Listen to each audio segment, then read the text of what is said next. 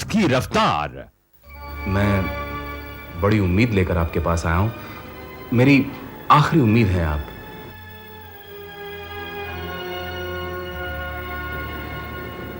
क्या सोच रहे हैं आप? क्या प्रॉब्लम है? ठीक है, मैं ऐसा ही करता हूं। Thanks Anand Babu, thanks a lot.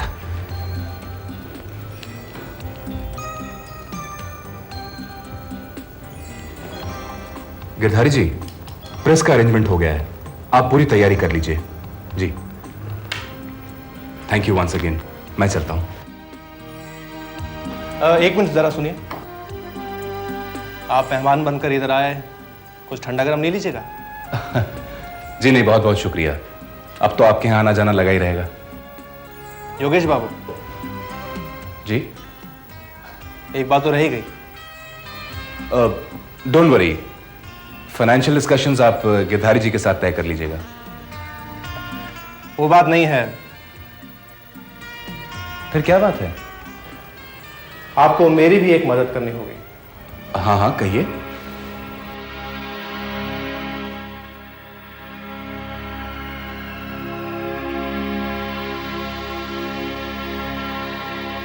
जब तक आपका पेपर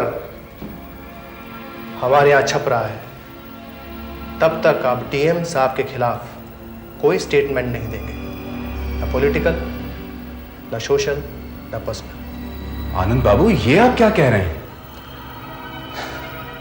समझने की कोशिश कीजिए, इससे हमें नुकसान हो सकता है। हमारे पेपर को जो एडवर्टीजमेंट मिलती है, जो पेपर स्टॉक मिलता है, वो डीएम साहब की मेहरबानी से ही मिलता है। अगर आप उनके खिलाफ बोलेंगे तो आप समझ रहे हैं ना? जी हाँ आनंद बाबू, समझ रहा हूं मैं, और सोच भी रहा हूं। क्या सोच रहे हैं? यही कि हमारा प्रोफेशन एक नोबल प्रोफेशन समझा जाता है। हमें समाज के हित का रक्षक माना जाता है। हमारी आवाज को आजादी की आवाज कहा जाता है। जनता हमें समाज को राह दिखाने वाला लाइट हाउस समझती है। सोच रहा हूं कितना धोखा दे रहे हैं हम समाज को। ये सब किताबी बातें हैं। एक प्रेस चलती है तो उससे 500 लोगों का पेट भरता है। इसमें मेरी क्या गलती है? ऐसा आप समझते हैं। आपकी प्रेस के बदले में मैं अपने अखबार की आजादी की बलि नहीं चढ़ाऊंगा। मानता हूं कि सब कुछ बिकाऊ है, मगर हमारे अखबार की आवाज नहीं। बहुत अफसोस है मुझे यह जानकर कि आप जैसे लोग इस प्रोफेशन में, अगर पैसा ही कमाना है तो रेस खेलिए, जुआ खेलिए, और भी बहुत सारे धंधे हैं वो कीजिए। पब्लिकेशन क्यों चलाते हैं? आपका गुस्सा मैं समझ सकता हूं। जी नहीं, शुक्रिया। आपको मेरा गुस्सा समझने की कोई जरूरत नहीं है। नमस्कार।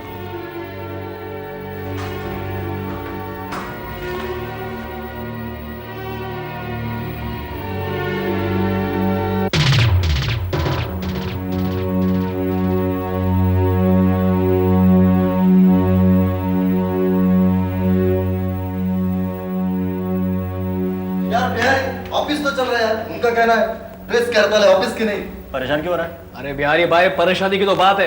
अगर उन्होंने अपना पेपर दूसरे प्रेस से छपवा लिया तो? दिमाग खराब है तेरा। बड़े पेपर को छापने के लिए प्रेस भी बड़ा होना चाहिए। बिहारी भाई, अपने इस शहर में और 12 बड़े बड़े प्रेस है, समझे ना? मालूम है, लेकिन उन सबका अपना अपना काम है, समझे? वो इनके काम के लिए अपना काम बंद नहीं करेंगे। ये भी है। अगर हर प्रेस में थोड़ा थोड़ा छपवाएंगे तो? हाँ। अनाड़ी है, अनाड़ी है। इसीलिए नीला डागरा पहनकर यहाँ मजदूरी कर रहा है। सोन, जितने भी बड़े प्रेस हैं, सबकी आपस में ठसन चल रही है, कॉम्पिटिशन। सब एक दूसरे को गिराना चाहते हैं। वो इनकी मदद नहीं, हमारी मदद करेंगे। हमारी मदद करेंगे, हमें चंदा देंगे, हड़ताल जारी रखने के लिए चंदा देंगे, लेकिन वक्त आने पर हमें संभालेंगे। बिहारी भाई ठीक कह रहे भाई।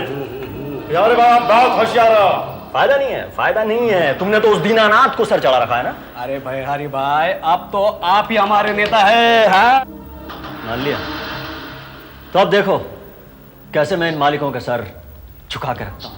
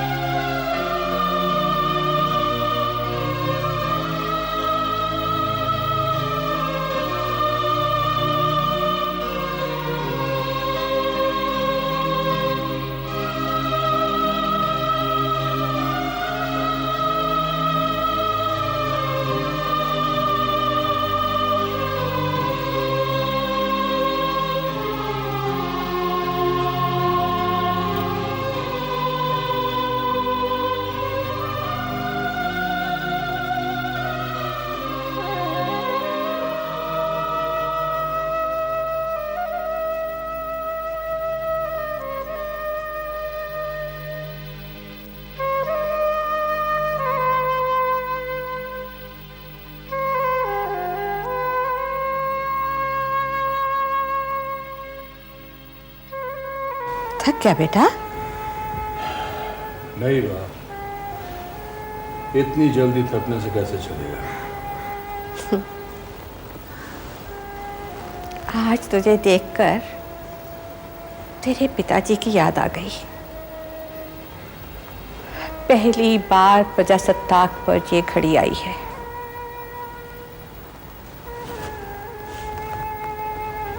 जानता है,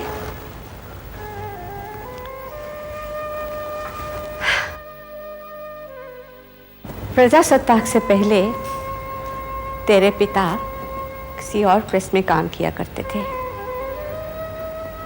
वो प्रेस अंग्रेजों के खिलाफ था और उस पर सरकारी बंदी हो गई, ताला लग गया और प्रेस बंद हो गया।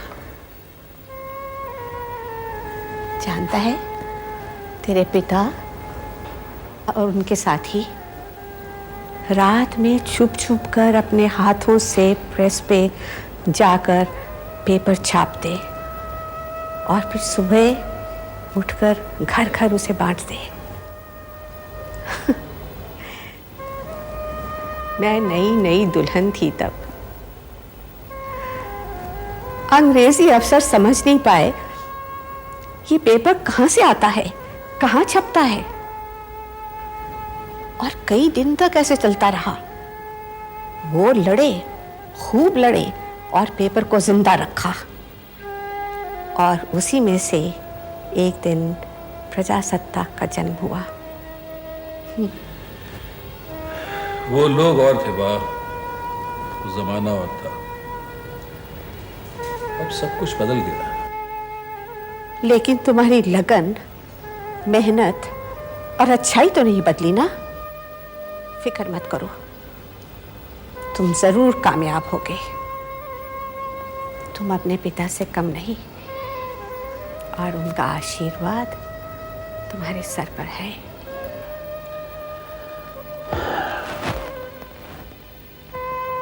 हाँ,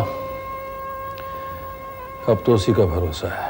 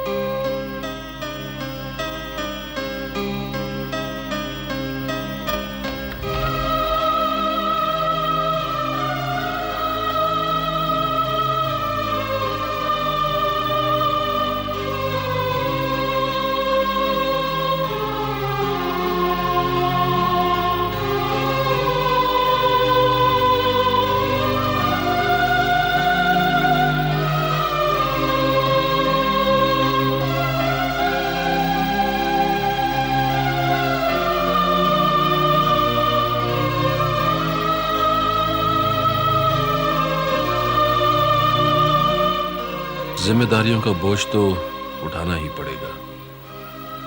जिंदगी जंग है तो लड़नी ही पड़ेगी। ये सब क्या हो रहा है, मैं समझने की कोशिश कर रहा हूं। कहां से चले थे हम, कहां पहुंचेंगे। प्रेस जैसा नोबल बिजनेस जो जनता की आत्मा है, वो भी भ्रष्ट हो चुका है। गलतफहमी में था मैं कि प्रजासत्ताक से प्रेस वाले प्यार करते हैं, वो मदद करेंगे। मगर यहां तो हर कोई बिका है, हर कोई कीचड़ में धंसा है, सबके हाथ मैले हैं। तो मैं ही क्यों लड़ता रहूं, परेशानियों में डूबता रहूं। कब तक ही पिताजी की मशाल लेकर दौड़ता रहूं। मैं भी तो इंसान हूं, मेरी भी तो सांसें फूलती हैं, मेरा भी तो दम घुटता है। मैंने ये नहीं किया तो कौन करेगा।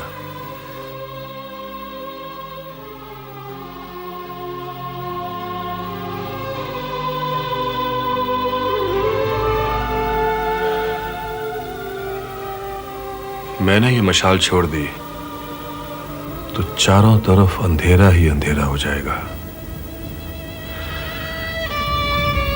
आज मेरे पास मंथन, आभा, मानसी के रूप में सच्चाई से लड़ने वाली अगली पीढ़ी तैयार हो रही है। उनका साथ मैं नहीं दूंगा तो कौन देगा?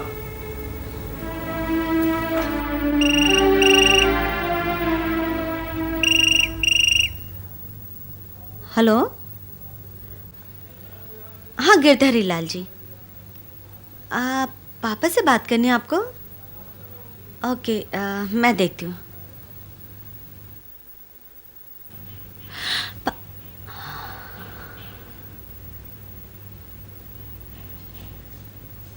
गिरधारी लाल जी, पापा तो सो गए, आप कल सुबह फोन करिएगा। Okay, good night.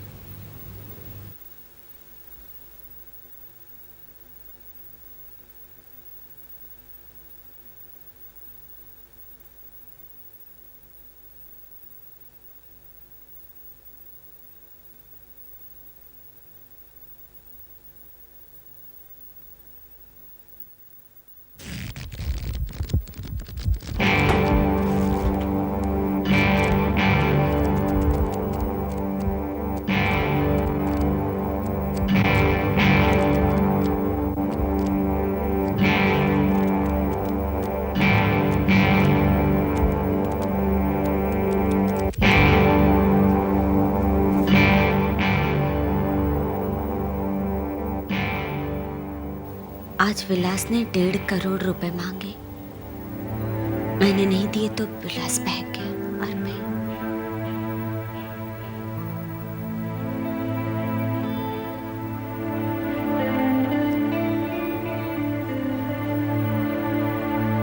विलास की लाश नहीं मिली।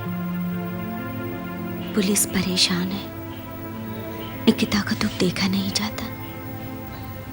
इस उम्र में ऐसा दुख।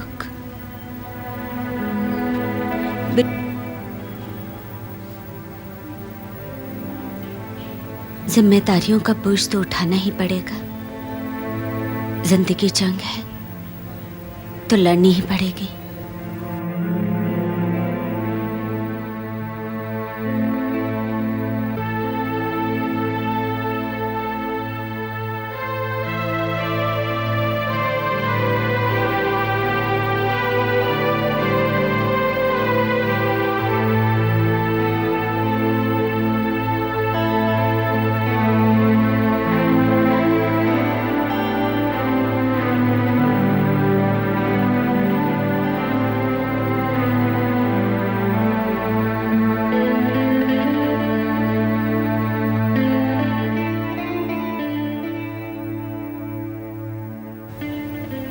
ये सब क्या हो रहा है?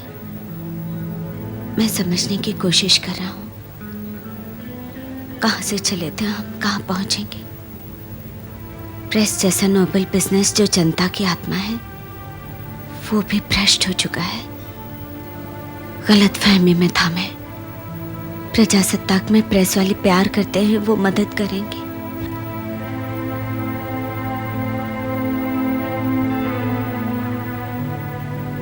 मगर यहाँ तो हर कोई बिका है, हर कोई कीचड़ में धंसा है, सबके हाथ मैले।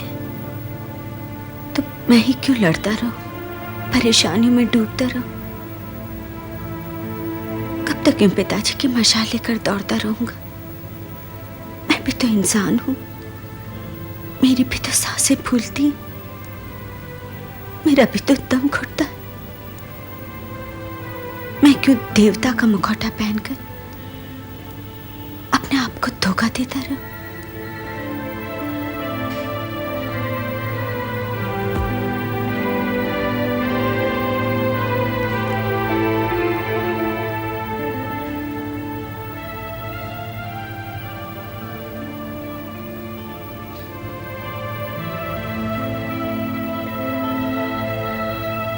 I'm sorry, पापा। इन सारी परेशानियों की जिम्मेदार मैं हूं। बिहारी से माफी मांगो।